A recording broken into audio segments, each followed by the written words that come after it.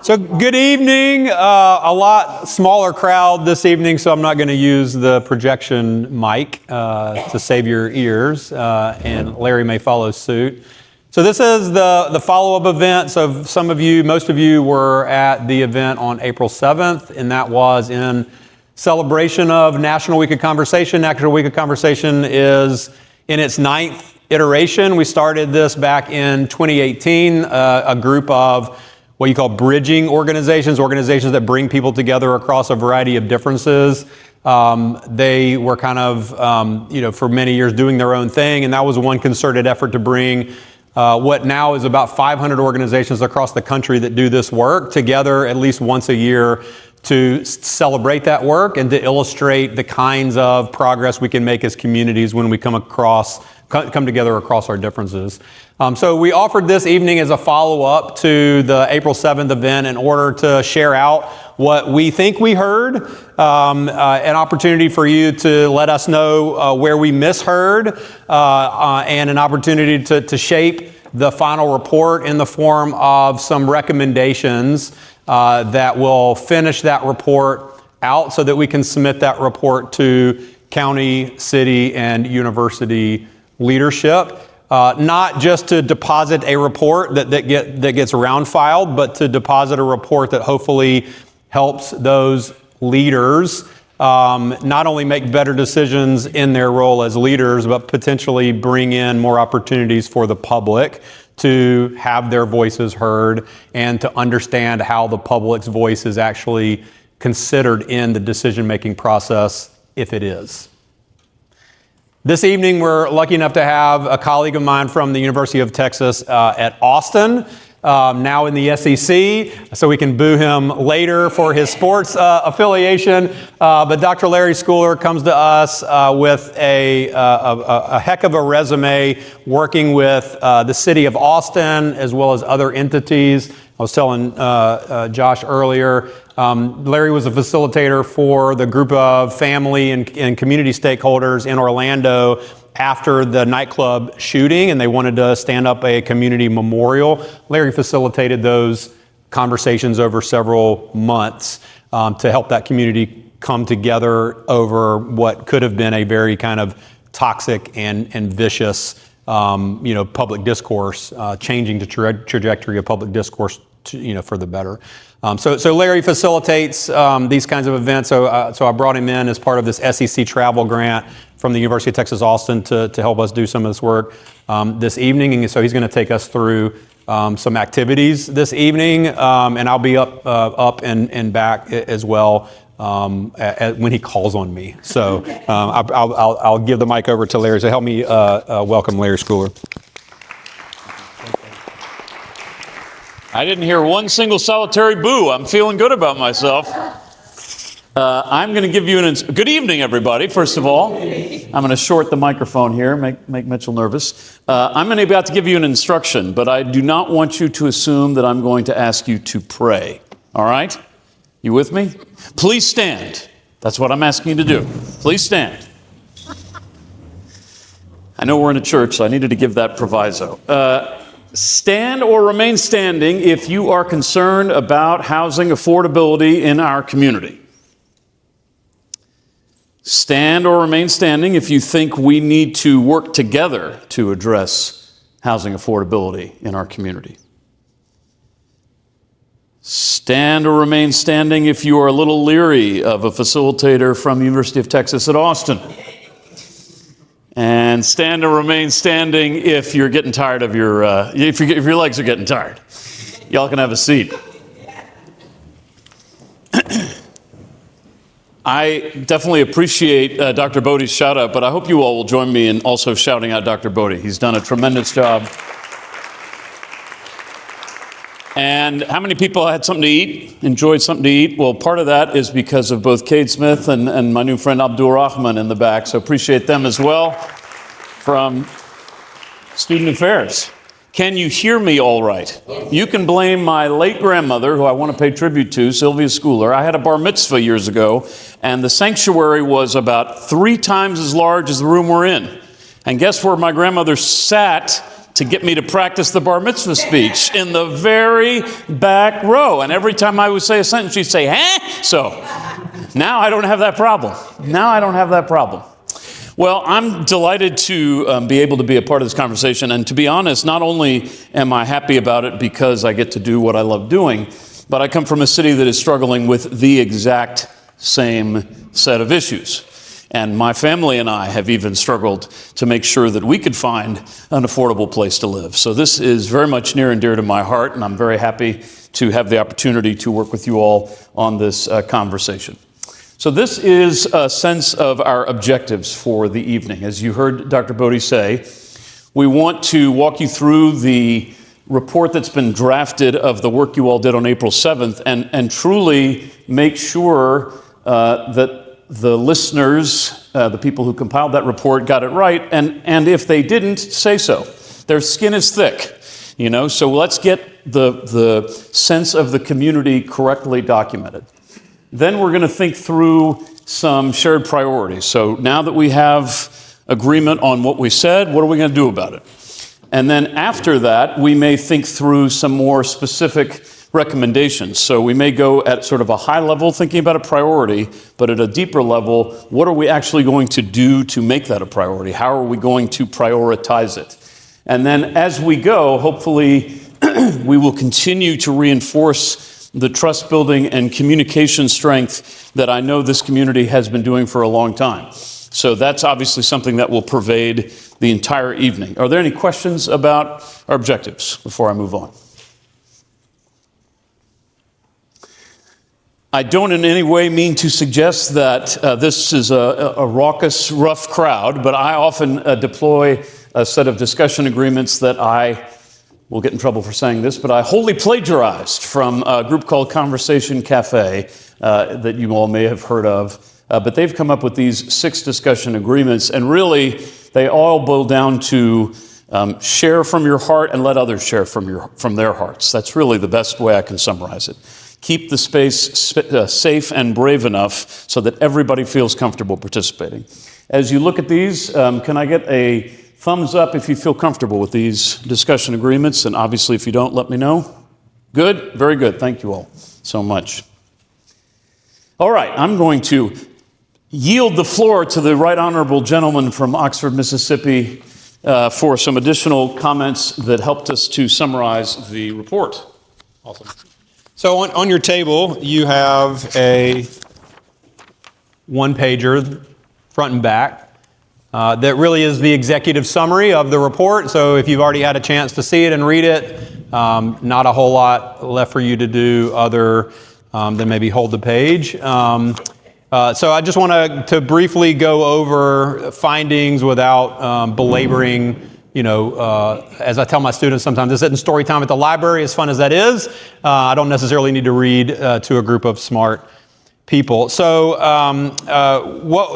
just an overview of what we did. We had people register for the event. As part of that registration process, you answered a series of questions, 2 of which we report there in the report that we're focusing on, which is what grade would you give the partnership between the city, county, and university with respect to how they've balanced housing affordability with the needs of a variety of stakeholders. And how do you feel about people who think differently than you? And what we found with those data is that on average, people gave the partnership kind of a not passing, but not necessarily a failing grade. Actually, there were more A pluses than there were Fs in that original set of data, which kind of surprised me before the event. After the event, only about 42 people, about half of the people that came to the event filled out the post survey. So either the event, in fact, on average, reduced that belief that the partnership even deserves kind of a somewhat passing grade, like a C plus, B minus grade. It reduced that to like a D plus, somewhere around there. Or it was the people that did the survey that felt particularly negative, right? So we don't really know which of those 2 explanations is true. So it's possible that we kind of downgraded, but it's also possible, again, that subsample of the people that happened to fill out the questionnaire may have been particularly moved or toward negative, right? What we do know is the people who filled out the post-survey and the people that filled out the pre-survey were pretty much the same in terms of their pre-survey results, right?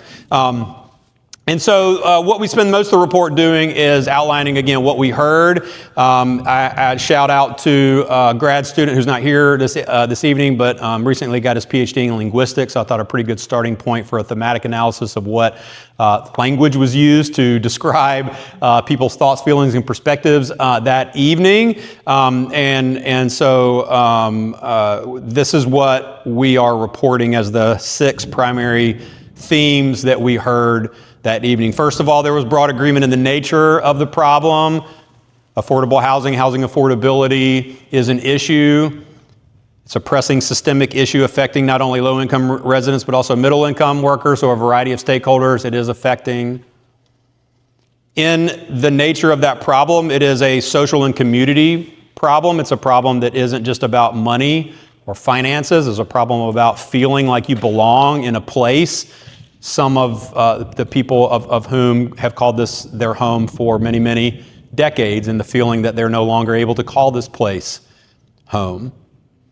There was limited trust and institutional coordination. It's not necessarily one of the 3 entities was the booger bear necessarily, but it was the partnership itself that wasn't really trusted as something that even existed or that was a strong partnership, city, county, and university.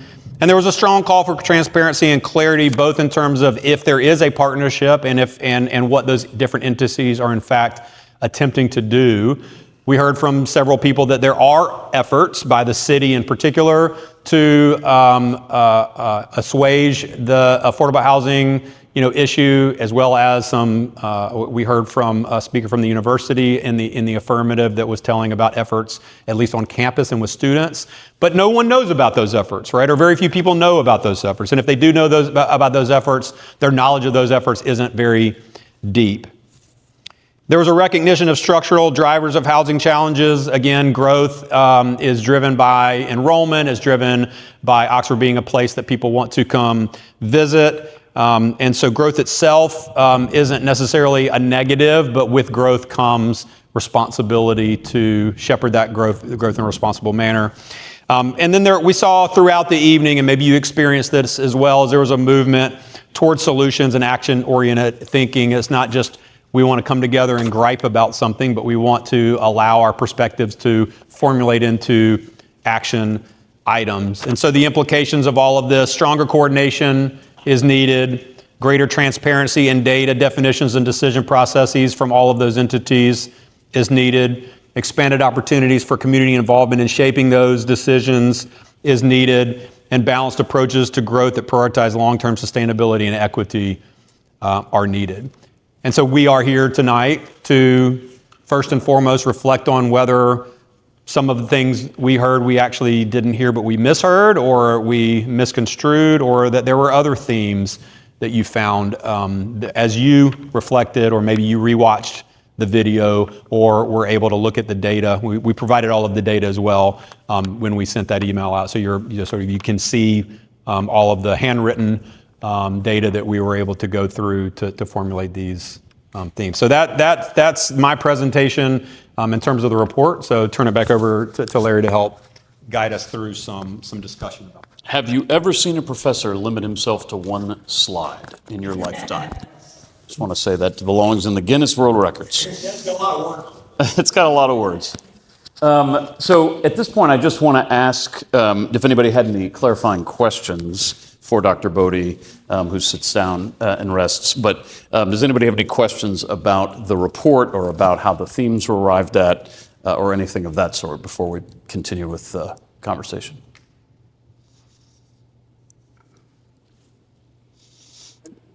Dr. Bodie, the strong calls for transparency and clarity. Can you just explain that a little bit more? I know the need for a definition or to understand the definition. What data and what transparency particularly? Yeah, so it's an interesting theme. So it was both a commentary on people in the room may not have come in with the same shared facts, right? It's not like everybody did their homework and read all of the data and knows the housing market from a, particularly financial point of view. People come in with their lived experience and their emotions, right? And so there was a somewhat of a critique, if you want to take it that way, in terms of the nature of some comments or the majority of comments that can we please stick to facts, right? Well, we know that this is an emotional and personal issue, so the answer to that is no. Even though facts are relevant, they're not the total story. So within that also there is sort of almost irrespective of whether a person, a citizen, resident comes in with a set of facts, it is the city, county, and university need to do a better job of coordination of report. I mean, we have like 3 housing reports in a city that has 25,000 people.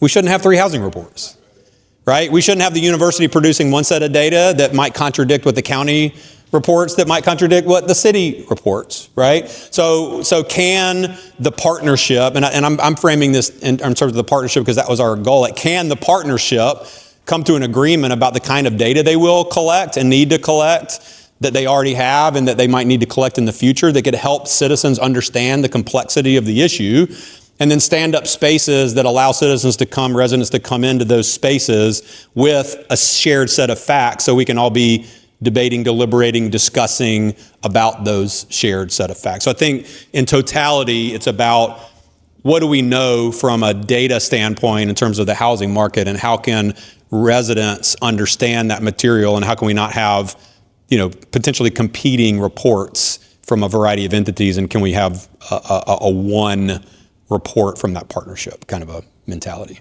Is that?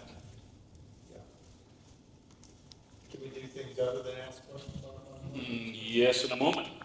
I will give you the cue for that. He's always a troublemaker, this fella. That was a question. He asked a question about questions. He's so professorial. Any other clarifying questions for Dr. Bodie? I wasn't here at the first meeting. Yes, sir. But the point or the statement you made that no one knows about these efforts resonated with me. I'll just speak on behalf of the university's aspects. I know for a fact that our housing P3 project has been discussed in the Daily Mississippian, Today, several posts put out on LinkedIn, social media platforms. They're public records, like the university's open to all. IHL board meetings are free to attend by anybody who wants to participate. Those are posted on the IHL boards. Lots of meetings, lots of public engagement. So that one just kind of really resonated with me because I don't know where everybody in the room gets their news from.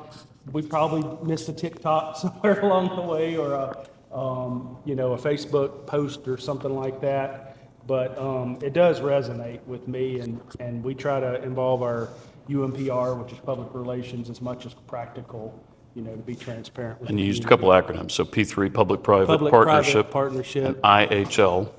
Institute of Higher Learning. Institute of Higher They're the board over all the Got it. universities of Mississippi. All right. So certainly healthy discussion around, the extent to which people do or don't fully understand what's happening. It sounds like there's the perspective that there are opportunities for them to learn, and there's the perspective of, well, maybe they don't take advantage of those, or they truly don't know they exist, and something needs to be done about that. So what I've done is given you a couple of different ways to just share any changes or refinements that you would like to make to the report. And I just want to explain why I'm doing it this way. What I have found in doing all of the, quite frankly, thousands of public meetings that I've ever done is that some people feel very comfortable speaking up in a group this size, and some people feel less comfortable doing that. And so what I like to do is provide an electronic way for people to share their comments, or if you're less into the electronics, there are index cards on the table, and you could write down if you had a suggestion, or you could simply speak up. I don't want to overcomplicate things. But I just want to make sure, especially if someone's talking and you don't want to lose the thought, that you take advantage of either the index cards or the digital option. For those who would like to use the digital option, it's fairly straightforward. You just can scan the QR code, or if you want to, you can type this web address into whatever browser you like to use, and it will show you the question and give you a box in which you can answer that question. We're going to use this system one other time tonight, so even if you don't use it now, you might want to scan the code just because it will be used once more when we get to priorities. So again, no obligation to deploy the tool if you don't have anything you want to share, but if you do, that's one way to do it. You could also write it on a card, and you can also just speak up here in this open forum. But the question on the table, to which I think Mr. Smith might have an answer, is what, if any, refinements do we want to make to the report? So we're really not, at this stage, we're not debating housing affordability policy. We're simply finding out if we should change anything about what we heard when we were here 3 weeks ago. So that's really the focus of the conversation. I need to stop gesticulating so much. Comments in that regard, or if you want, you can have a good time with the platform and do it that way. But you can either digitally or in writing or verbally share any thoughts about the report's findings.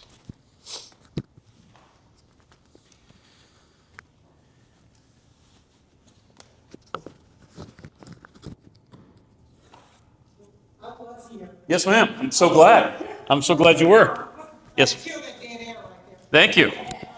I used to be in radio, so dead air is awful. The conversations that we had, I feel like everything was captured pretty well. Yes, ma'am. With what I'm reading on here. And as far as the part about the university, we were saying that we thought the university, they're great about letting the kids know where to get a house, but the community, maybe we don't know. So that was interesting what he was, the gentleman was saying over there, but in my opinion, everything is pretty spot on. Pretty accurate. Yeah. We appreciate that. Absolutely. Other comments on the reporting? So I made a comment up there, to make this impactful and to be something that the city would probably take up, or the county or whoever, you might have to speak to the statistical significance of Right. the survey response. Yeah, so that. 84 out of 50,000 residents, including the Oop. students of the community, they may say we need more voices, like we need more survey data or something like that. Yeah, I mean, this is a fascinating aspect of the way we've changed, I say we, the way that public engagement has evolved since I got started about 15, 16 years ago. Time was that the only time you got a huge crowd was when folks were really angry about something. And then we started proactively further upstream trying to work on stuff, and the crowds might be smaller, but the opportunities were greater. So the challenge is to sort of marry the two, where we're not ginning up a controversy where there isn't one and getting a big crowd for that, but we are involving people as early in the process as possible, but still, as you put it, with a representative sample. I'll also say that several communities across the U.S. and around the world have been trying something called a citizens' assembly. So they will deliberately put together a group. It might only be 50 people, but they're very specific about it being a representative mix of people in terms of the community's demographics. So that's become an evolving trend as well. Other comments on the report? So just to share, we had the comment about the statistical significance. We had the idea of having more modalities for sharing information, and perhaps to clarify that people want to know what is being done by the three different entities in a single publication grounded in what has been done, where we are, and what will emerge in the future. That's a good potential addition to the way things are articulated. Larry? Yes, sir. I would say one missed opportunity that maybe could be tactfully communicated in the report is to, one, acknowledge there was a lot of things going on that night, both at the city, the county, and the university level. But a missed opportunity is there wasn't a voice from either of those three entities at the event.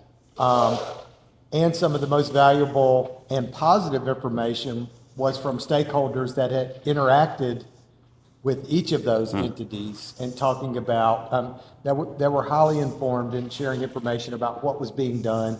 And it was overwhelmingly positive. And so I think that was both a missed opportunity and also highlights the need for maybe more efficient dissemination of information. So just to note in the report, the presence or absence of certain key stakeholders in that previous conversation. Make sense? Anybody else? Piggyback. It's a big universe, right? Yes, sir. There's things that are happening in Dr. Brody's department on campus that I don't know about. There's things that are happening in our communities that we live in that we all don't know about because we're one community over, one neighborhood across the street. So I think it's a big thing. It's a big thing to think about. You know, how do we always get on the same page when we live in such a big universe? Now, I don't know what I'm saying with that, other than to say there's so much going on in this world in each and every one of our everyday lives that sometimes it's hard for one of us to know what everybody else is working on at any given time. I have a feeling that I'll lose some people with this reference, but also get some head nods. I remember a time when you had about 3, 4 channels and the daily paper. What's that? Yeah, that's right. That's right. I mean, I remember my mom, she'd always watch Channel 2, you know, whatever that was, Channel 2. And if it wasn't on Channel 2, it didn't happen. Now we got, you know, an unlimited number of channels. And there are benefits to how democratized, small d, the media has become, and there are certainly challenges with making sure your message gets through all the noise. So thank you for that comment. All right. Well, I will leave this. This should still be available as I continue if anybody has any additional thoughts, but I do want to compliment Dr. Bodie and the team that put the report together, and I know they will appreciate having this feedback. Okay. So here's what we're going to do. This is designed to take the results of the conversation on the 7th and move us forward, to think through the best ways that we as a community can advance the key needs that were identified in our previous conversation. So you will see at your table a set of index cards, and I will, professors have to give assignments. That's just the way it is. So I'm giving you an assignment, and you do not have to be totally committed to whatever it is that you are suggesting. You don't have to think of it as, this is the greatest idea that I've ever heard. Think of it more like a brainstorm, pardon the pun with the storm. Think of it as an opportunity to just throw out an idea anonymously, but in answer to the question that's up on the screen, which says, what can and should we do collectively to address housing affordability as a community-wide crisis in a transparent, collaborative way through a combination of efforts in the public and private sectors? So what you're going to write on your index card is just an idea that occurs to you that could advance this conversation. You can do more than one idea, but don't do more than one idea on the same index card. You will get 0 points for that. But please write in a legible enough fashion, because what's about to happen is we're going to circulate these cards and folks are going to get a chance to read them. So please, if you can, this is pot calling the kettle black, but please make them legible if at all possible. And again, it's just one suggestion, and I'm going to be quiet now so that you can think. And when you have something that you are finished with, you can just hold it up and I or someone else will come over and collect it, and then we'll take it from there. But again, what do you think we should do to address the issues we've discussed? Can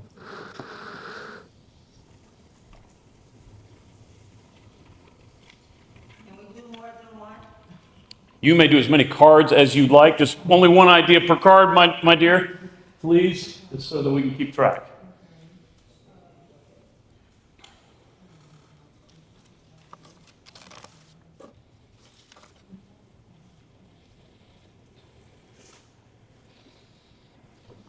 You're not talking policy here. This is more of a way to collaborate. I think we could be talking policy, we could be talking funding, we could be talking anything. Really, anything that you think should be done. And I'm going to correct myself. Do not hand me your card. Hold on to your cards for the time being.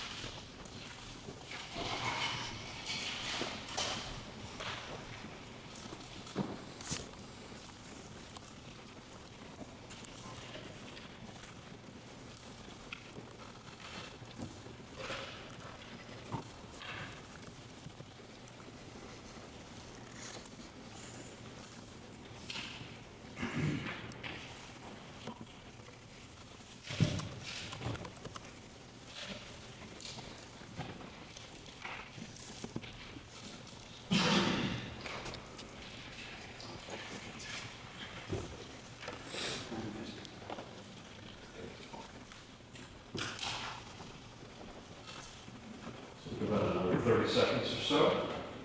And now I'll ask if you have a card, please raise it high and proudly, highly and proudly. Sir.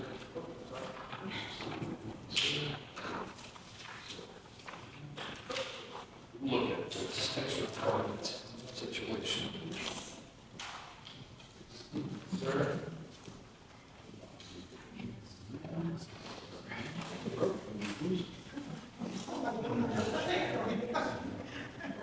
No.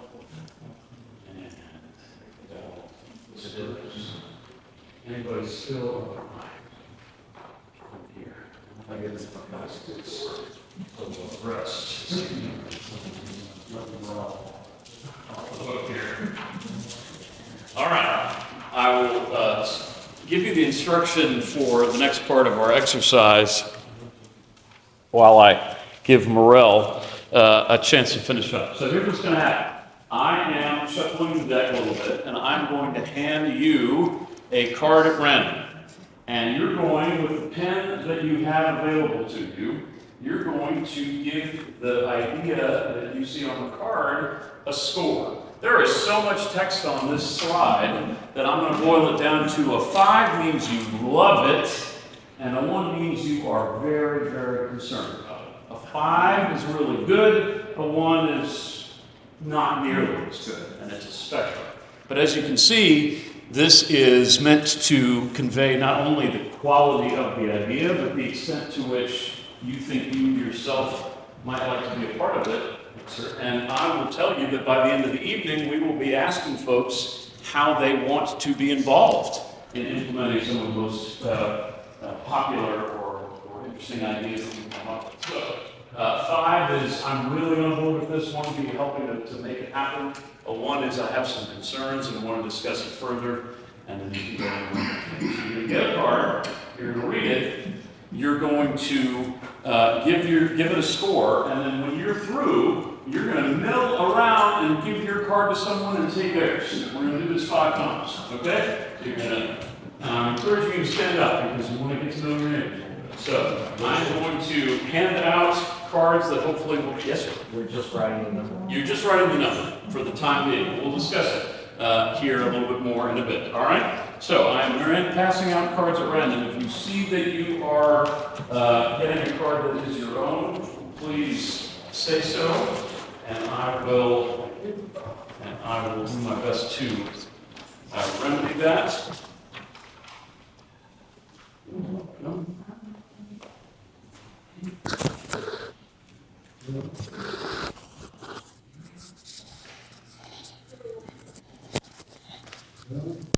I was just given permission by Dr. Bodie to add some thought music.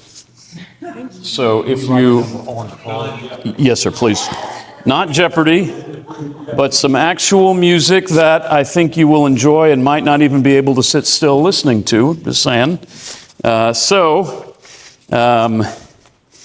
In a moment, when you hear the music, and I'll pause it when I want you to, that, you got your own. Abby, thank you for your candor, your honesty. Here we go. Just give it a 5, that's right. That's right, stack the deck, stack the deck. All right, does everybody that's here have a card that is not theirs, except for my friend here in the back? Anybody? All right, so when you hear the music, you can give it a score. When you hear the music stop, that means we're ready to hear what you have to switch the cards.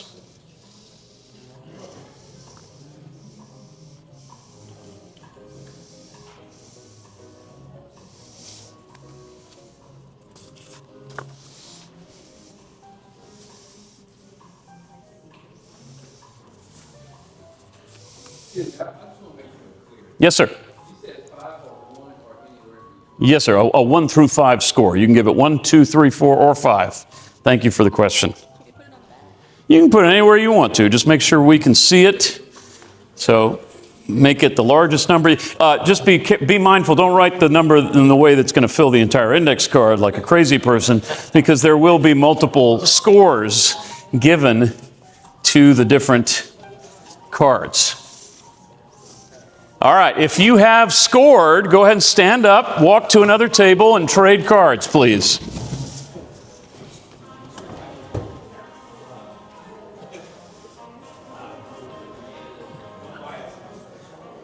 And go ahead. If it's yours here, no, give it to me. I will. Thank you.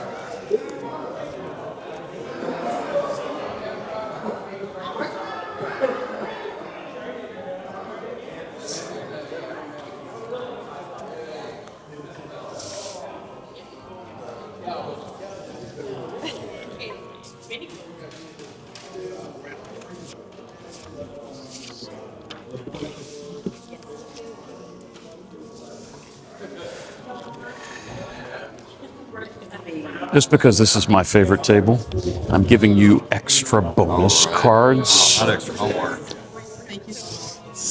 Yes, sir. I've already scored, and she wants my card, so she can do score number 3, but I'd be doing score number 2. should we wait till the next round or just You keep going? you should be giving it a new score. Each card is going to have about 5 or 6 scores on it. Right. And so if you're done with this one? Yes. Okay, very good. Just score it. Or just give it to her, the score, and then I take hers, right? Correct. That's correct. Yes, we can do another switch. Keep switching until you can switch cards. Absolutely. So if a card has 5 numbers, we stop. If a card has 5 numbers, you stop. I am circulating some additional cards because I want to make sure that everybody gets to look at every idea. I probably need another one. No, another one. Okay, There we I'll go. take it. How about that? I'll take it. How's it going? All right. Thank you. Yeah, I'll give you the double.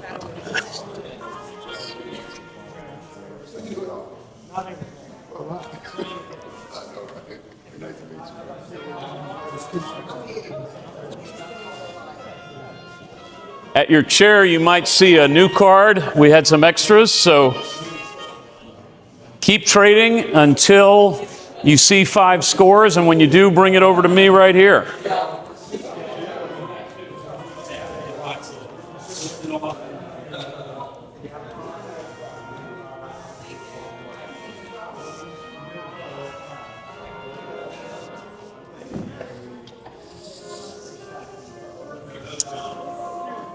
Yes, sir. Get you a card that has 5 scores? Yes, sir, we do. Because a You lot do. of people already have 5. 5 is good. I want the 5s to come over here.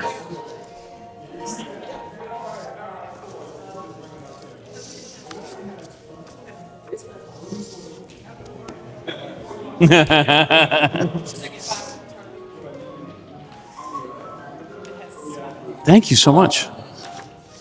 So again, if you have 5 scores on your card, bring them to me here.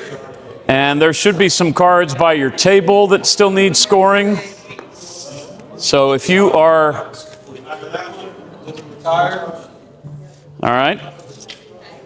If yours does not have 5 scores on it, after you score it, hand it to someone else. I don't think there's problem here. Thank you very much.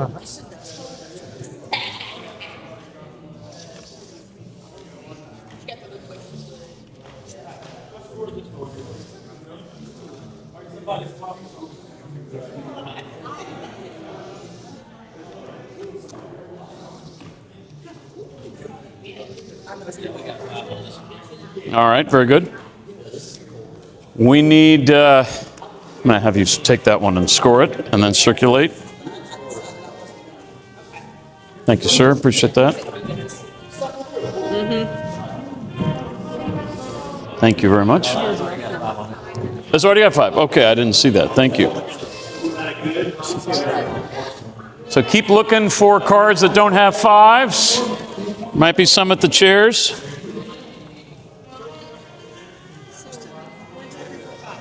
Thank you so much. Appreciate it.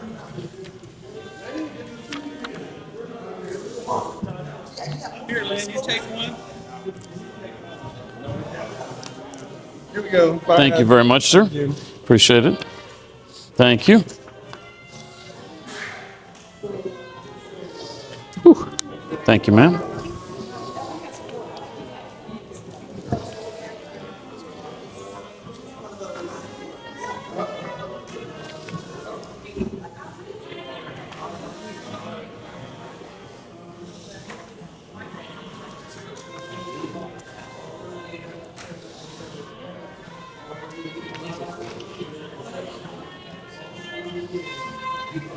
Thank you so much.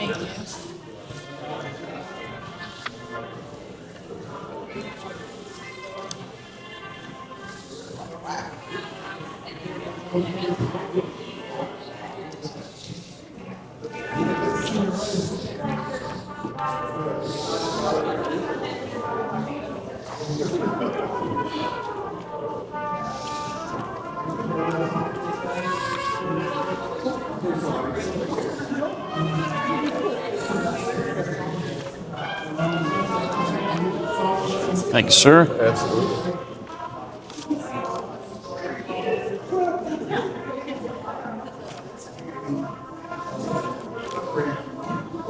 Thank you, ma'am. Appreciate it.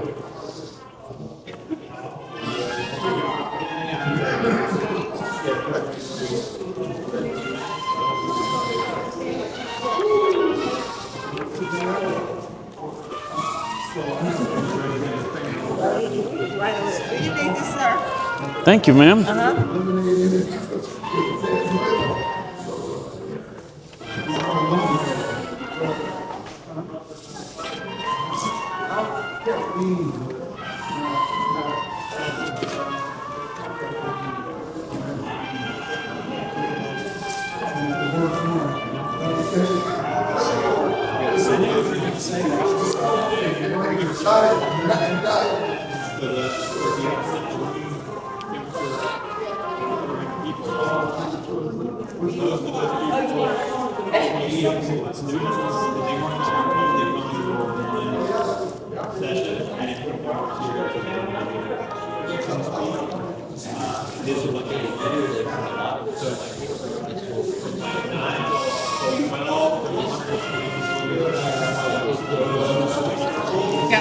One more for you. Thank you, ma'am.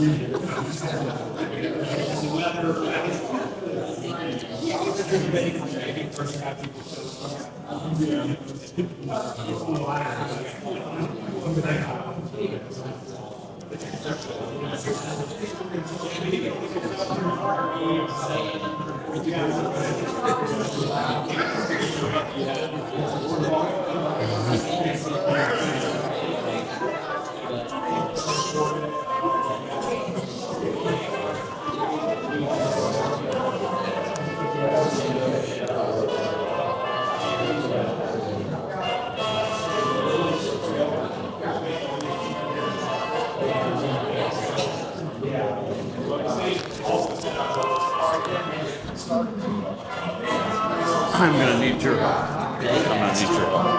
So.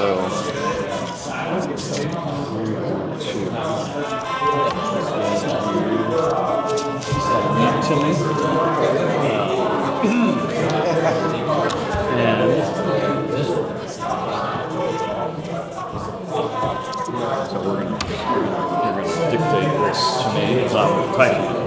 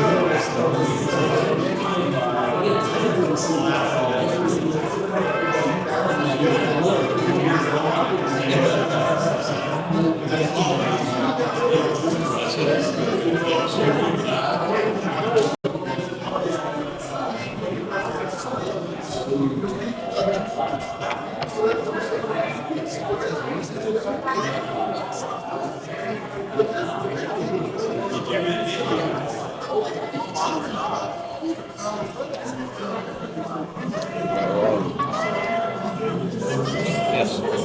Oh, very good. I'm actually going to need that back from you.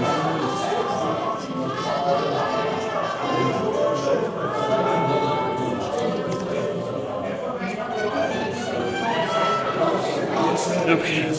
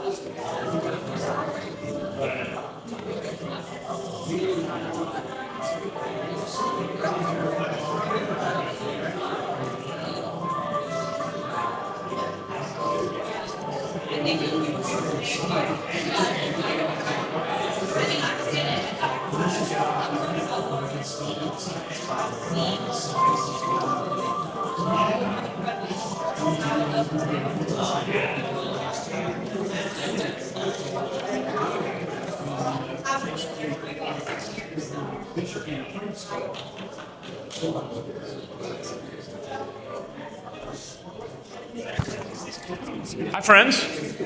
How are you? I would like you to avoid commenting on any typographical errors. There could be some typographical mistakes. But what I'm going to do now is applaud you, because these are some remarkable ideas, and you did the exercise exactly correct. Everyone here gets an A. Everyone here gets an A+.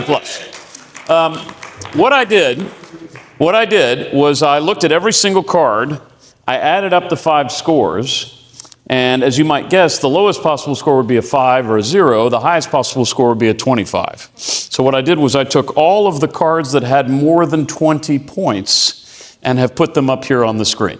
I consolidated a couple just so that it would all fit, and I'm going to read these to you. And what you will notice, this is going to require your phone again. This is why I had you do that phone deal at the beginning, because what we're trying to do here is think about priority amongst these ideas. I will eventually read out all of the ideas just so that everybody's tracking what is up here. But one thing that's good is that there are several ideas that overlap. And so even if an idea didn't get as many points, there's a decent likelihood that it's going to be reflected in one of these other ideas. But what you'll see on the screen when you have your phone, when you have the code scanned, or if you're looking at it, is you're going to see the ideas listed. And what I'm asking you to do is not pick your favorite, but rank them in terms of what is most important to do to what you think is least important to do. And the way you do that is you'll see the ideas on your phone screen, and if you want to make something higher priority, let me increase the size of the QR code for the love of all that is good and pure. Gracious. Can't deprive people of the right to vote. So what you'll see is a list of the ideas, and then you can tap on an idea and move it either higher in priority, which is up, or lower in priority, which is down. So the idea is that the thing you think should be prioritized the most, or the highest, should be at the high point of the screen, the top of the screen. The thing that you think should be of lower priority, which isn't to say not important at all, but just lower in the context of that list, will be at the lower part of the screen. So again, you tap on the idea and it'll give you 2 arrows. One is up and one is down. If you think it should be higher priority, you go up. If you think it should be lower priority, you will press it down. And when you're through, you would click, I think, on a submit button right there at the bottom, and that way the result will start to populate. And it is okay if you notice that there are, again, ideas that sound very similar. Everybody was working independently, so we can think about consolidation of the ideas later on. So just while you're voting, I will just read these out because I had to abbreviate in order for them to be visible on the screen. One idea says only 1 or 2 groups, as not all the joy. I'm sorry, I mistyped one of them. Identify various stakeholders, then figure out what success looks like as related to affordable housing and what would represent pain for each group. In any proposed solution, ensure that all stakeholders feel some success and some pain. All pain should not be borne by only 1 or 2 groups, as not all the joy should be experienced by or should fall to just 1 or 2 groups. So actually, I mistyped that one. So where you see here, only 1 or 2 groups, I apologize, I mistyped that. It should say, in any solution, ensure that all stakeholders feel some success and some pain. So I will retype that here. Forgive me for messing with the screen here. I don't know if it'll let me, but I will try to fix that.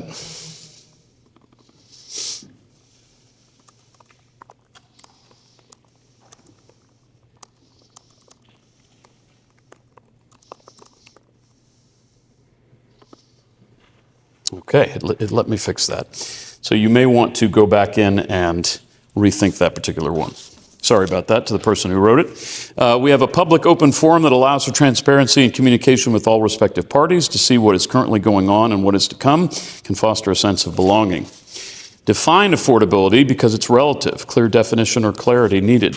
Hold our representatives responsible for their inaction and passiveness towards the community they serve. Email or write your local city and county official with your concerns about housing affordability. How do they plan on supporting the issue? Public meetings with key stakeholders in the LOU community to help inform residents. Community-wide survey to capture data of more residents than what was addressed April 7.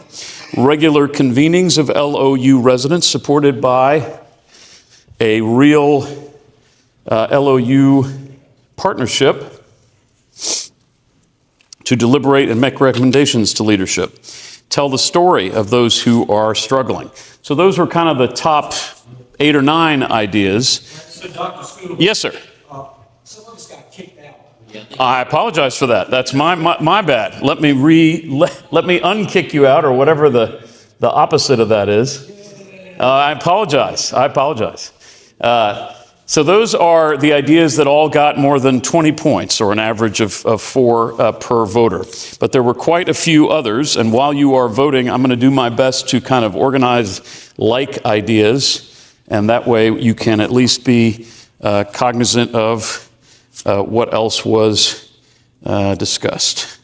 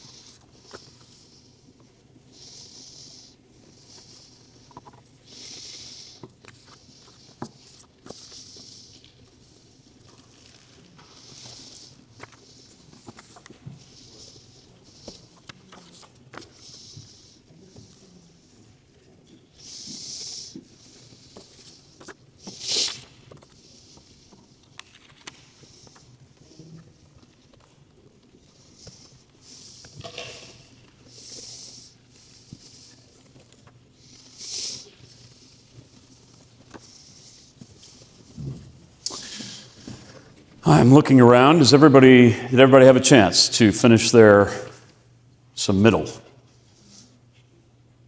So let me just, I'm going to very briefly summarize some of the ideas that were submitted and didn't have as many points, but did still get a lot of attention. There were 3 other ideas that all relate to public forum: open forum for the community to come together to air their respective issues to the powers that be, town hall discussions, a board of 3 to address the need of the living area throughout, allow different people to address the needs of a certain area as far as growth.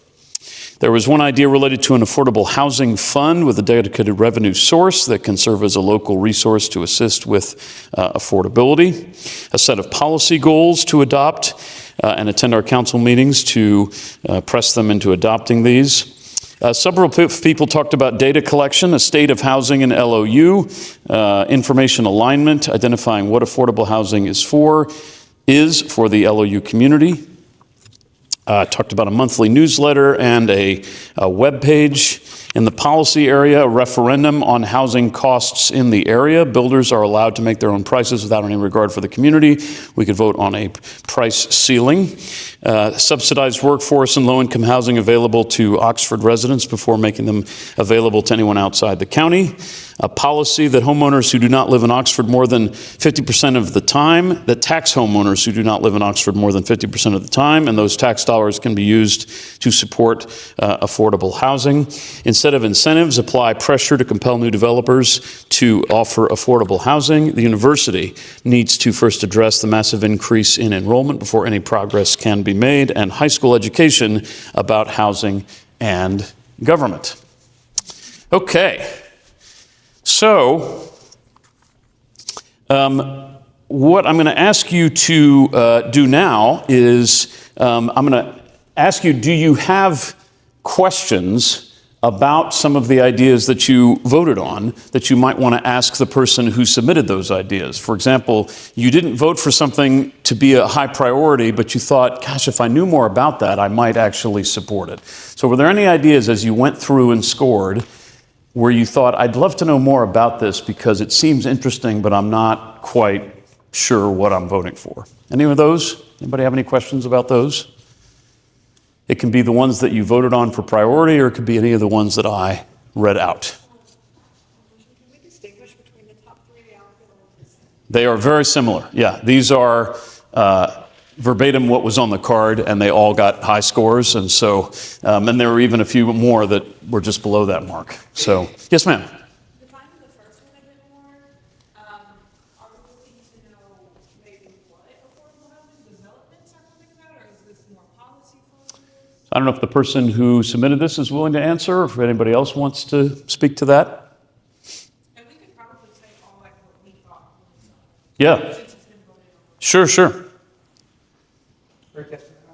What I thought was representatives from the city, from the county, from the university, they shared information like you shared about concerning the university and what the university was doing and what was forthcoming.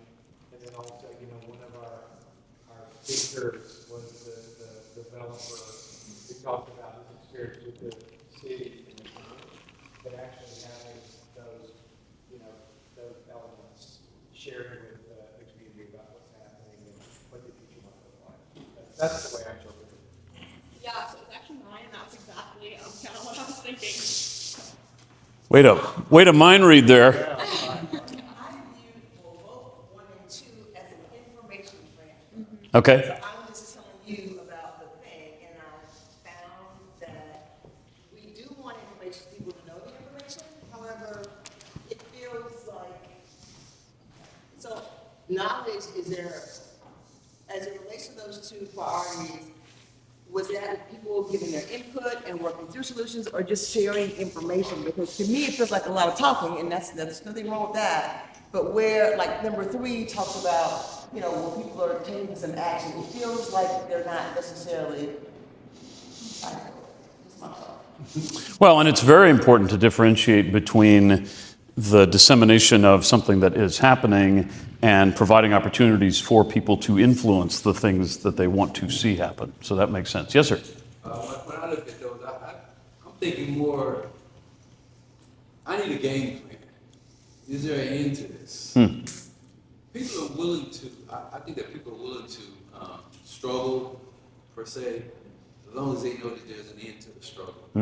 But if it's going to be an ongoing thing, no one's willing to suffer forever through what we're going through here. So what I hear you saying is, as long as it's articulated to the public, the what we're trying to do and how we're trying to do it, that's what you're after.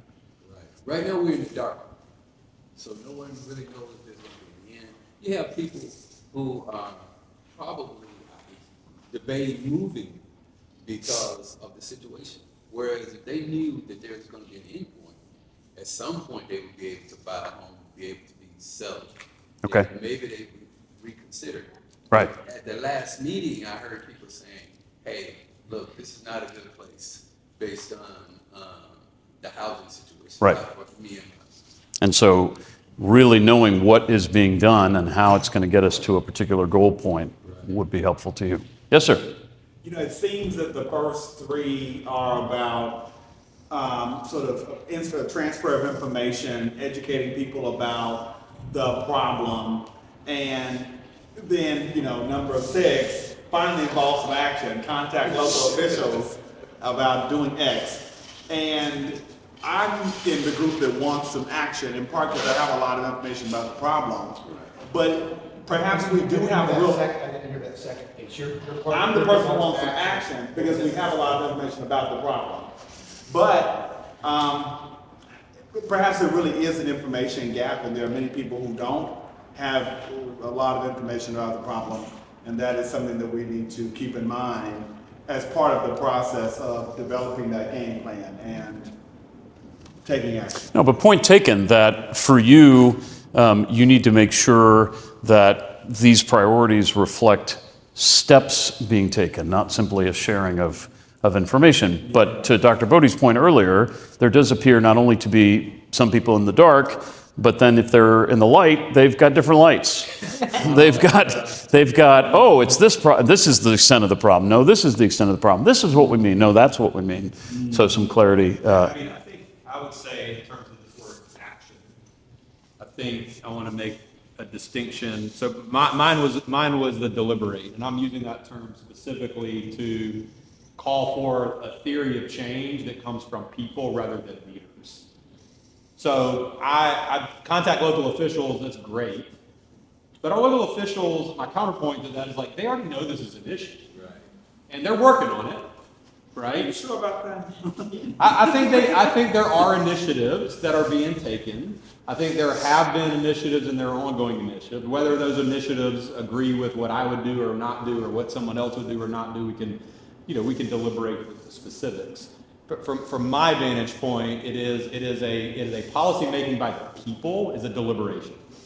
It is a people deliberating with facts together that then can suggest policy that is then, deliberated more by leaders if it needs to be, right? But it's policy making by people, and there's all kinds of literature on how that actually can generate the kinds of change that is sustainable because you have community buy-in, as opposed to even the same policy generated from above tends to generate pushback because you don't have the public buy-in. So I think deliberation is action.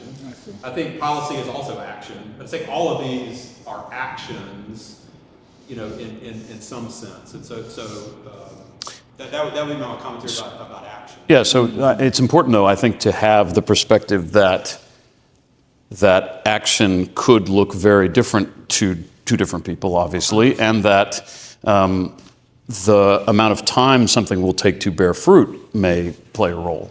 So when we're doing something like a deliberative forum, we may need several months before we even get exactly where we want to go, and there could be other things that happen a lot more quickly. I'm sorry I didn't, or it could be quicker, right? I'm sorry I didn't. I had two things that came up that y'all were talking. Number one, I think when we talk about the information gap, just looking at the room here, I think we are a particular group that has a high level of information on this topic, because for many of us, we've sat in it or we just have a great deal of interest in it, and so we've gathered that information. Maybe for the average Oxford citizen, just knowing a surface level of what's going on is going to raise the information that they have because they were at below zero before. But I think what's concerning me about maybe just one and two, maybe not even the one with deliberation, is the time that we're getting the information. Because if we're getting it, like this gentleman mentioned the P3 program, if we're getting it right now, if Ole Miss was to say we're having a P3 and students say no, we don't want that, I mean, there's not much they can do about it. It's been done. So I think if this forum is a place where information is being given out after decisions have already been made, it's not going to do much but just, rile up the group. I think if we were to do this at a time where information is coming out as decisions are being made, and I don't know how willing the different entities would be willing to do that, but I think there would be more helpful. I think after the fact, it wouldn't be, I don't think it would achieve what it is intended to, other than simple just, this is what's happening and there's not much you can do about it other than say, we like it. So what's great about this conversation is we're really painting a picture of transparency with a bunch of different colors on it. We're painting it from the standpoint of we need to fully make sure we all understand what's at stake here and what's going on. We're painting it from the picture of we need to be able to influence it and do something. We're painting it from the picture of,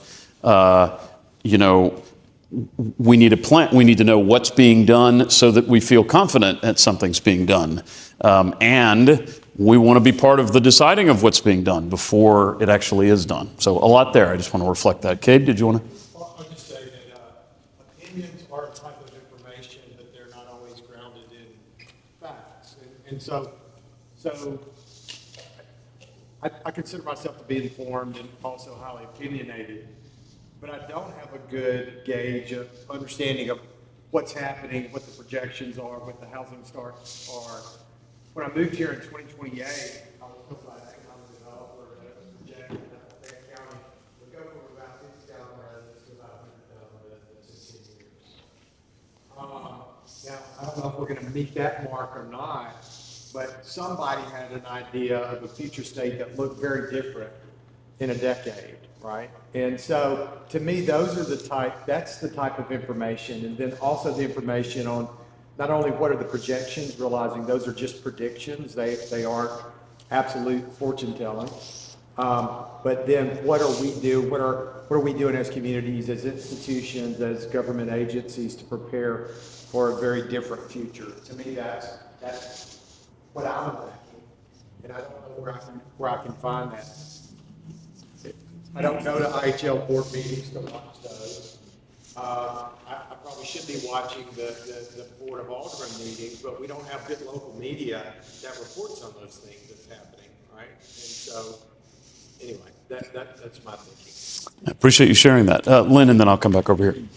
Yeah, to piggyback off that, I mean, I think you're right, and I think there are also things I'm looking for up there that have been surfaced, I'm not seeing, or have to do with data and agreeing, you know, even on not just what is affordability, if we can come to a common definition of that, but how do we know it matters anyway?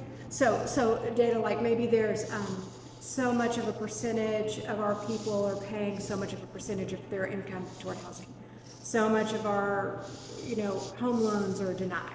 So many, you know, such a percentage of whatever, and lay it out and agree on those are just things that happen. Like, you know, housing is a problem that is difficult to solve, like education, because we all live somewhere and have an opinion on housing. That doesn't make it informed beyond our own experience. And we all went to school, so we have, like, we all know the answer to what education needs, but of course we don't really. So I think, like, opinions matter and feelings matter. And I'm not saying that we should erase those. I'm saying we should consider them alongside some facts, and creating a shared set of facts, I think, could ground a process so that it doesn't spin out of control. So we know, here are the factors we want to improve. Right. These are actually indicators that we want to see some needle movement on. Could you picture it as a dashboard of some kind where multiple meters were sort of showing, okay, we're not doing that well on this one, we need to really focus on it, we're pretty good here, and it refreshes and updates with some regularity? Some of them may just be totally database, and some may be reflections of satisfaction. Sentiment. And belonging. Right. And other things. But I don't see a reason to lose either one of those kinds of data. But a mix of both makes sense to you. Let's see. Our data's terrible, point blank. I mean, like the data that I see from all the reports, I'm going, this stuff's so old, we're already moving. So I was going to ask you that. When you say the data's terrible, it's outdated? It's outdated. Like, Okay. for instance, nobody knows that rents right now are dropping 15 to 18%. Or dropping 15 to 18? I paid a lot of money to have someone design a software, so I'm watching stuff, so I know. So, like, nobody knows that, because everybody's going on feelings and stuff like that. So, I'm not saying that means that things are done. I'm not saying that things don't need to be done, but data's so far behind. But it's so hard to get data. It is so hard to get it accurately. It's hard to even know, like, you know, at the end of the year, we had 7,000 new beds under construction. Right. So, and like, on one hand, it's like, oh, that's terrible, I don't like all this, but that's how prices come down. That's a portion of it. That doesn't meet all the segments. Well, and obviously we're dealing with a complex set of variables. We don't know all the things that drive prices one way or the other. Good data. For sure. No, I hear you on that. Elias, and then I'll come back over here. And I think kind of on those points, I think something that could really help is providing community education on just the factors that affect housing. Make sure people understand what we're discussing, why it's being influenced, and how that's impacting them. So not just data on the state of affairs, but a primer, a 101 kind of frequently asked questions deal. That's not something I was taught in high school. Yeah. That's something I've had to learn myself. Very interesting. Yeah. Yes, sir. You know, I go to the LOU meetings, LOU meetings, and I go to the Board of Alderman meetings. I'm the only one in there. The only, you know why? Because they have me at lunch. So I look around, there's zero, I'm the only person in there. So the information that, all the things that we're talking about here, no one's voicing it. But me, and then I'm complaining. With all of them, they're 5:30, right? Yeah, but the LOU ones that, Which one? Lafayette County Board of Supervisors? yes. I had to look at my emails. But we're in there, and they've got everybody on, even they have the teleprompters for, not teleprompters, but Caption. Captions, there you go, for all of the people who are supposed to be there but aren't there.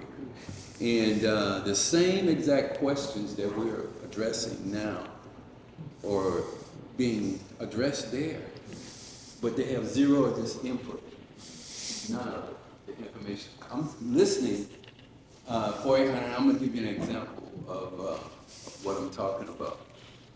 We were discussing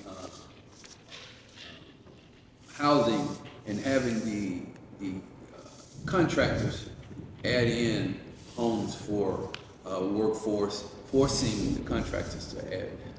But they were saying that Mississippi law won't let you Compel do that. rent control. You can't do rent control Yeah, inclusionary zoning and rent control are not legal. in Mississippi, right? So you can't. Say that again, Josh, inclusionary zoning. Inclusionary zoning would be requiring a builder to say you have to do 10% affordable for, that's not legal.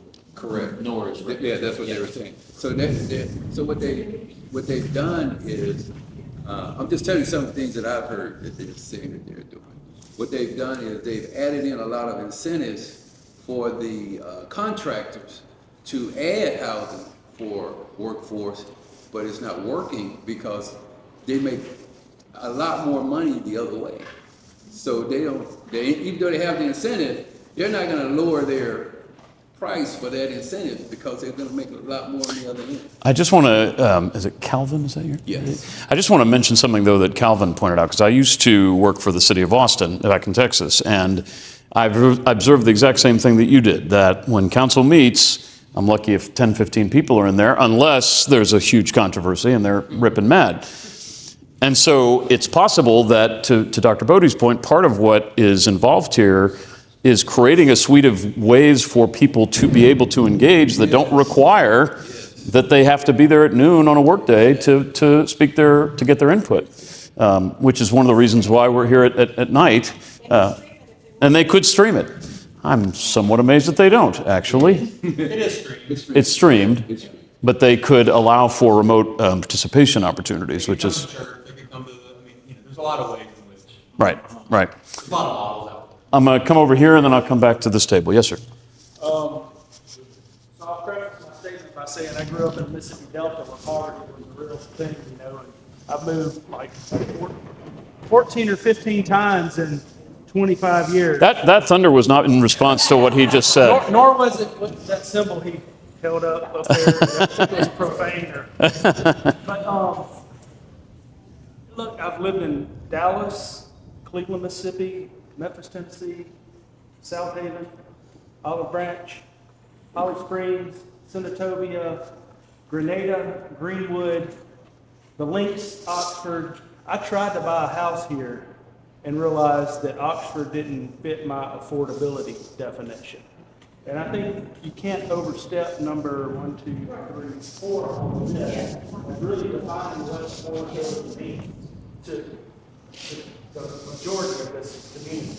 And then once that's defined, really put some very tangible metrics in front of the leaders that say 70% of our residents say affordability means no more than X dollars a month for rent or X thousands of dollars to purchase a home. And therefore we expect 1,000 new beds in this range or 100 new homes in this range. Because until we define what that definition of affordability is, you got 25 people in this room, that's 25 definitions of what affordability is. So we need like some kind of Baseline. consensus. Yeah. It is in theory. Yeah, I just want to get to this guy, and then I'll come back. Yes, sir. Yeah, people talk about this idea of like, defining affordability, but social scientists have already defined many of these terms. So for example, affordability is typically defined as paying no more than a third of your monthly income toward housing. And I'm not sure if people just don't know the definition or there's a sense that that's affordable, but some people are not. Well, You're social science, you knew that. Right. yeah, and I guess I would, what I would say is, what I'm hearing when I hear define affordability isn't so much reinvent the wheel and say it should be a fourth or it should be a fifth, but to say as a matter of policy or as a mission behind a plan that we have, we will see to it that the people of this community do not spend more than a third of their income. In other words, that is a, right, that's the way that I was interpreting it, but I put that up there and I meant literally, because affordability for you might look differently for me, might look differently for Kay. So what does that look like? And it is a reality that it will look differently for the different individuals. But so think about a parent who's coming here, they're depositing their child, and they decide to buy an apartment. And they're from some other place where $500,000 or $1 million is not a big deal for them.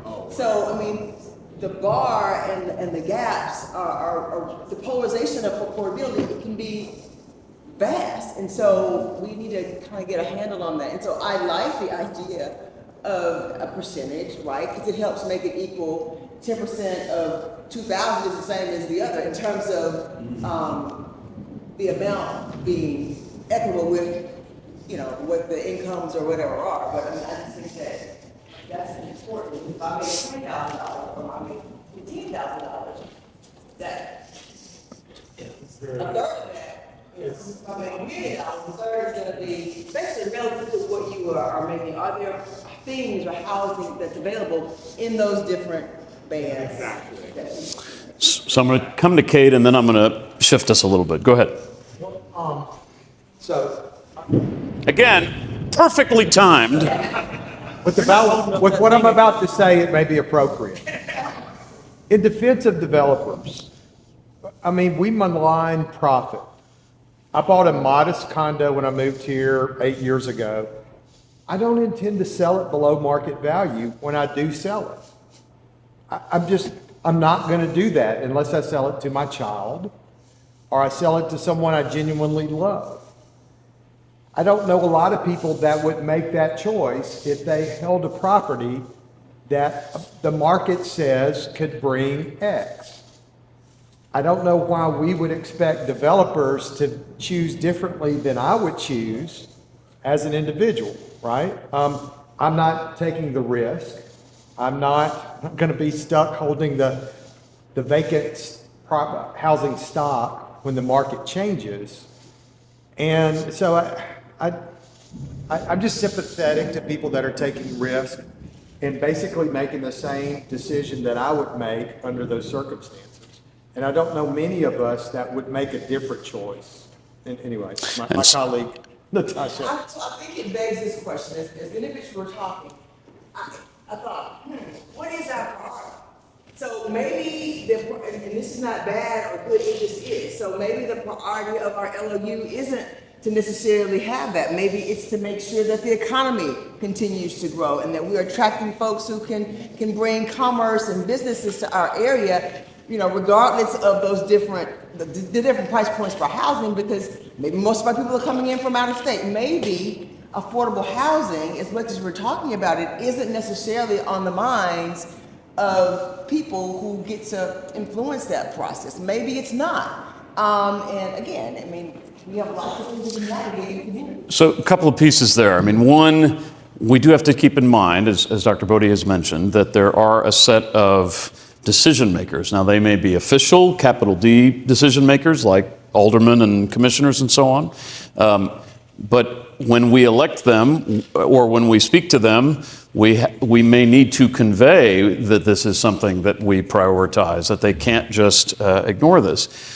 The other thing, though, that occurred to me when Kate was talking was, I think what I was hearing you say is, let's be cognizant that if we try to get the private sector that is building housing and taking financial risk, if we try to get them to just construct what it is that we want constructed, we may run into a lot of headwinds, and that we need to be willing as a community to take a certain amount of risk or make a certain amount of investment as a community to achieve some of the goals we have for housing affordability.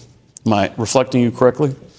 I don't have a solution. I just have an observation No. of reality as I understand. Absolutely, and I'm not asking you for one, but I think that in what you said, I think is the reality that's reflected in some of these ideas, that this responsibility is going to have to be shared, that it can't just fall on the people building the housing.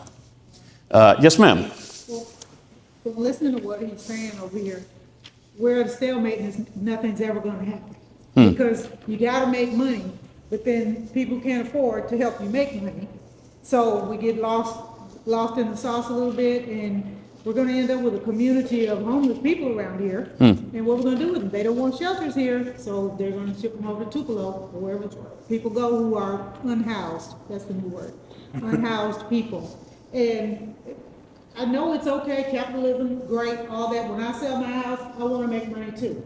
However, we still gotta think about the smaller person. It isn't always us. We gotta think about how we can make it. And I don't understand affordability either. I hear what you're saying. I hear what you're saying, but that was one of my top ones. Is like, that's the first thing we have to address is what is affordability for here? So where are you? I'm with you. I live in basement, people are welcome to come to Monroe County. Thank you for the welcome, Matt. We appreciate that. Can you define wicked problem for us, just so we can grasp the depth of this? Like you defined it, you said this is a wicked problem. Yeah, a wicked problem is a problem that it doesn't have an easy solution.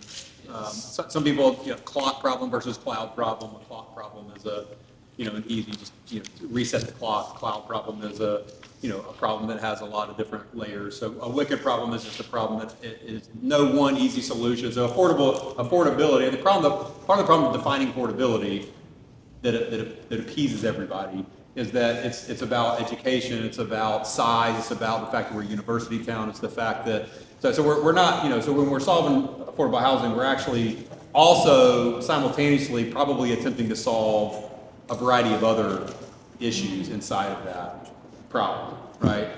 So a lot of things are connected to affordable housing. Let me turn to Abby because I haven't heard from you yet, and then Elias, and then we'll see where we are. I don't think it's insane to demand more out of the elected officials that are unaffected by the housing crisis because they make too much money, and make them understand, their job, they're only in that position because we put them there, and we can choose to not put them there if they don't meet our demands, because they're the ones in control. They have the power, and they can stop these developers from scalping all of us. It's not insane.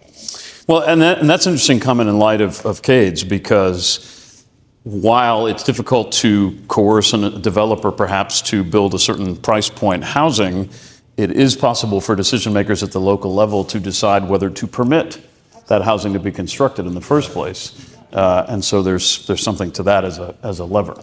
Elias. I think this kind of has honestly kind of tied into a lot of it. It's really the question is what kind of risk does the community want to take? Do we want to risk losing a little bit of economic profit in order to make sure all of our citizens have houses? In my opinion, I would say that would be the better risk, because I think that's where a lot of the city's at right now. We already have massive economic profit here, so why not risk making sure that our citizens can live? Fair enough. I'll say it again, we are making an assumption that the LOU doesn't want to be Boca Raton in Florida. So we're assuming that we care about the community and the demographic that we have currently who've been here for 50 years versus wanting to attract a different person to live here who might be of a different socioeconomic status. And so I say that and we say, why would you think that? Because look at what's happening in terms of the people who are there developing businesses, etc. Are we clear as a community what our standard is and who we are most concerned about? Are we concerned about those that are here, or are we concerned about attracting different? I would just like to state for the record, as the sister and brother-in-law of Boca Ratonians, I take sharp offense. I'm teasing. This is on tape, so I'm not going to say my actual opinion about Boca Raton, but if I were not on tape, I would tell you, and you and I'd be in similar company. Yes, sir. I'm sorry, one last, you know, at the last meeting, I actually ran some numbers when I got home because, LOU Homes got up and they made a statement that in order to pay rent in Oxford, you had to be making $19.84 a month to pay rent. An hour to pay rent. To pay rent. I said, oh, okay, just to pay rent.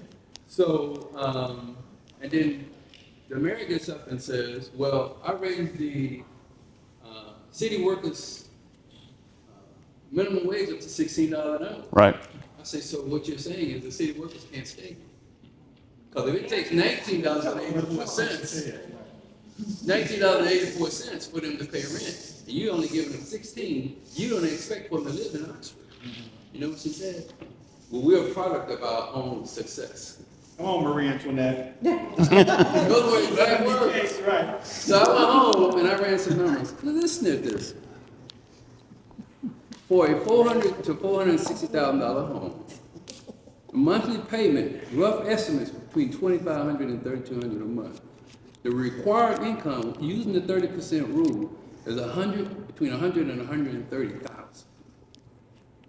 Now let's compare that to Oxford's income. Median income is $64,000. So you need $100,000 to buy the home. That's a huge gap. Yep. Now, people who realistically can afford a home are those that's making $100,000. How many people in this city makes $100,000? Even if you put 15 to 20, that's only 15 to 25% of the residents here in Oxford. Right. So we're eliminating 75% of the people. Well, and you know, again, what I keep thinking of is if we can at least figure out a way as a community to say, this is what we mean when we say affordable, and this is the current way that we understand the situation, then we can at least then create a plan. But until we do that, it's hard to plan for something if we don't know what we're planning for. I agree. And some people may hear those numbers and say, wait a minute, I don't think that's affordable. I think it should be this, and I don't think. And so we've got to find some way to align around that. But if you think about the people that's actually running the city, that's actually making this city function, they can't afford to live here. Right. That's very striking. I had not heard from you yet, so I wanted to give you a chance. Well, my thing is, I was born and raised here. Yes, ma'am. To see the different changes in the area that's around here. I stay in the county, but I pay city and county taxes. Uh-huh. Then I have friends who work here, but they drive from either Batesville, Water Valley, Holly Springs, you know. And then there was a lady here when we had the first meeting, and she talked about how her mortgage was so much than her income that she was bringing home. And that she had to maybe like every 3 months, if she really wanted to do something, she had to set aside a certain amount to, you know, if she wanted to go out of town or something like that. And there was also another gentleman here who talked about how he was gonna come, his family's farming. But when you trickle down to just listen to him, his main thing was, where's the property here that you can make a substantial amount of money on as far as building something. And I just told him, I said, if you look around Oxford, it used to be trees, but if you just drive Sunday, you know, going out, places have changed. You know, if you go past down South Lamar, there used to be trees. That was neighborhoods and stuff. And, you know, now it's, you go up this street, you got a whole condo section. Just like if you're going down 7, out there it's gonna be completely a whole community by itself in the next few months. Sure. So it's just something to think about. I agree. You know, as far as the people that stay here and, you know, how we strive. I will say this as an outsider, y'all got some nice trees around here. I'm just going to tell you that. But they're not going to be here long. So let me make a confession. I know we're in church. It's not a Catholic church, but let me make a confession.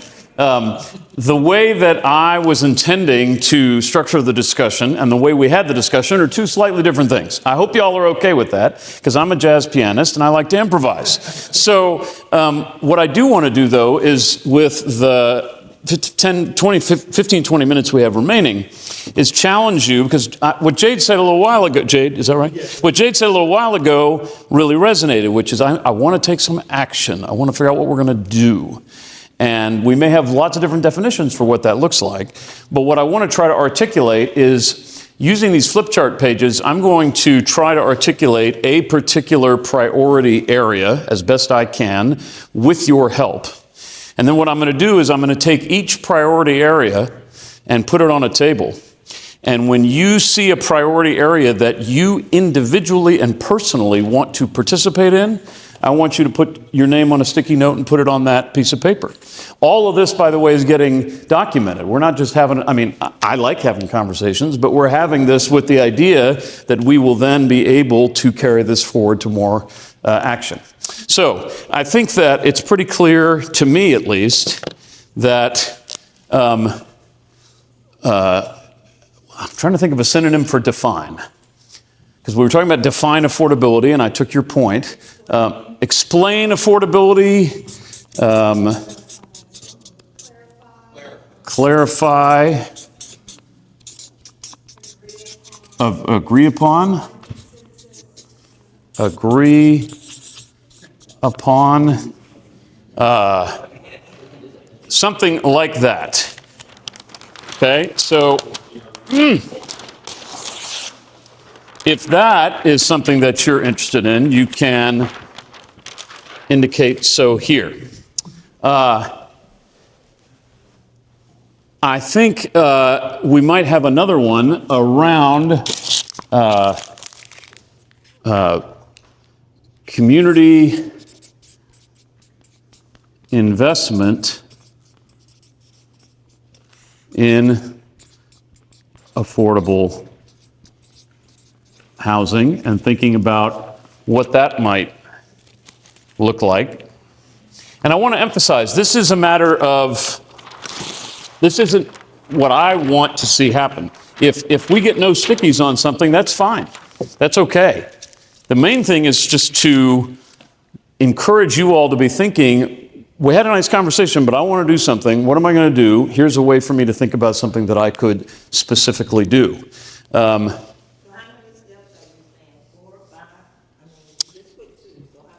Well, I think it's really up to this group to think about that. In other words, it doesn't matter to me how many. Obviously, I think some people would say, don't do too many, because then you're not going to focus on anything. You need to be, somewhat focused. That's correct. That's correct.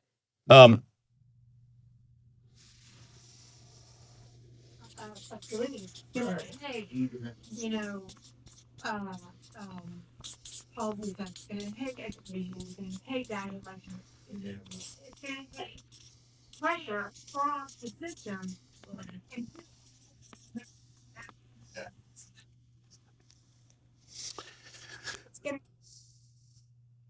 So, my friend in the back, tell me, Lynn and Josh, yes, and a few other people talked about data. The data isn't very good. It's outdated. We don't necessarily.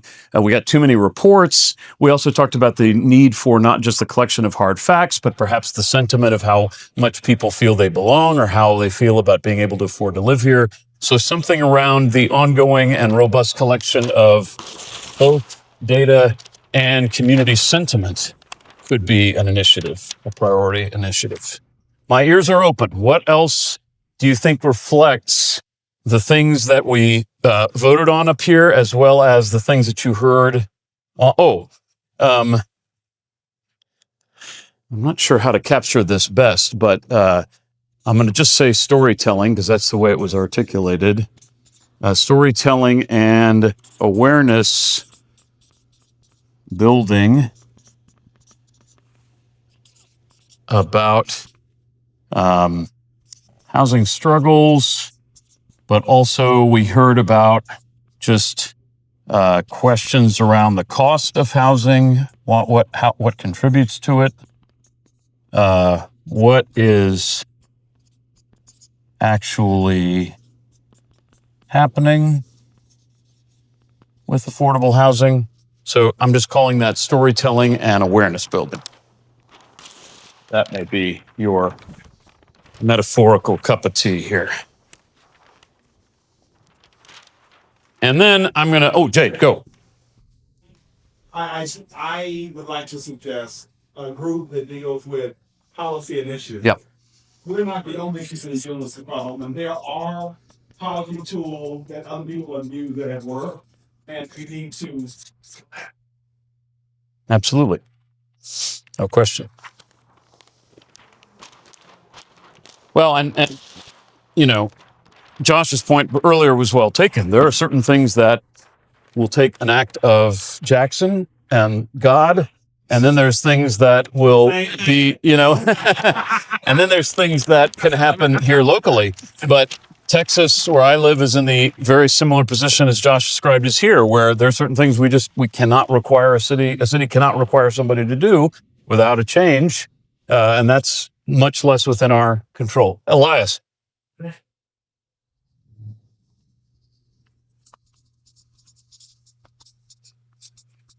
Okay. Convening community for deliberation,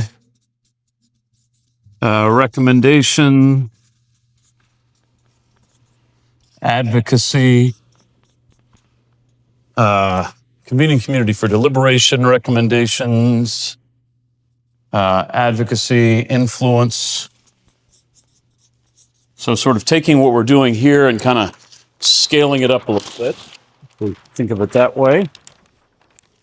And I think every table feels taken some care of here. Yes, ma'am. You just your name. Just your name. It wouldn't hurt if we, well, no, we have their contact information. So just your full name. And it's not, you know, I shall until I die work on this initiative. Right. It's, this interests me. This is something I feel passionately about. I want to be involved in it.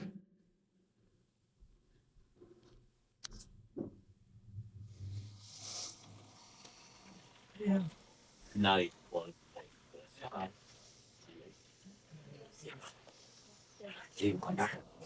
Sounds great.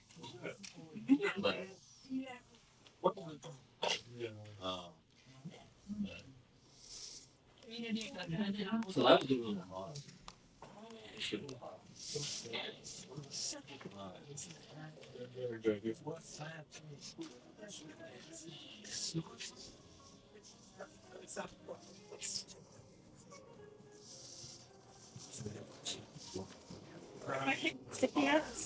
I feel like I need to put them at the top. Yeah, don't make yourself the low woman on the pole. What? Right there. I'm fascinated by where my water has gone. You know what? There, don't you? Huh? And what's in the window? Put her name on one. You can put your 1 on 1, on 8, whatever you want to do. Whether or not. I will get it. Yeah, well, you know, like I say, it's an unfair something new and then I had it, you know, I think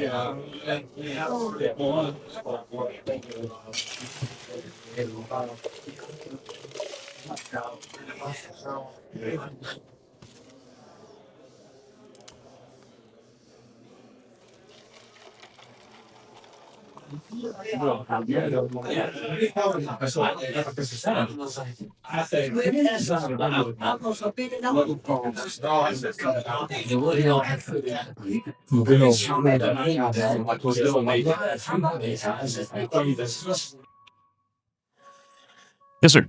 When you put this here, can you help give us a better? This was a reflection of some folks said they wanted to have a ballot measure to think about approving funding for a funding source. Some folks said we need a tax.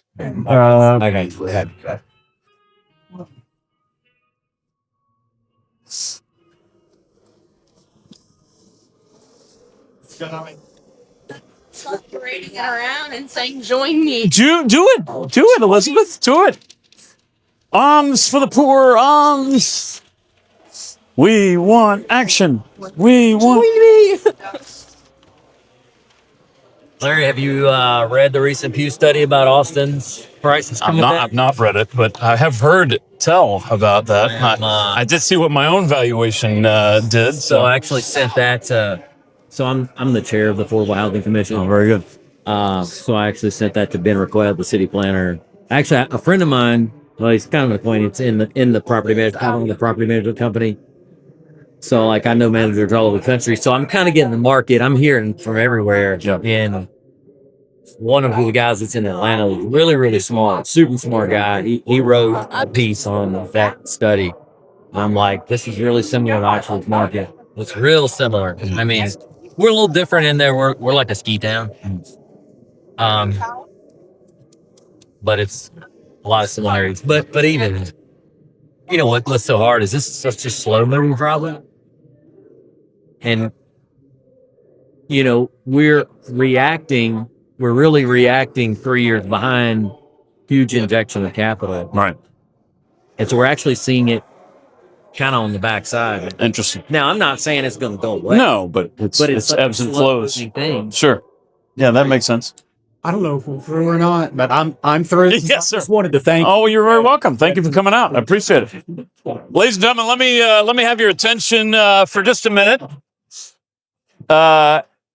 Could I have a round of applause for the church that hosted us tonight? I know Cody and another gentleman was here from the church helping us out, Carl. One more for Student Affairs at UM for helping us eat and be supplied.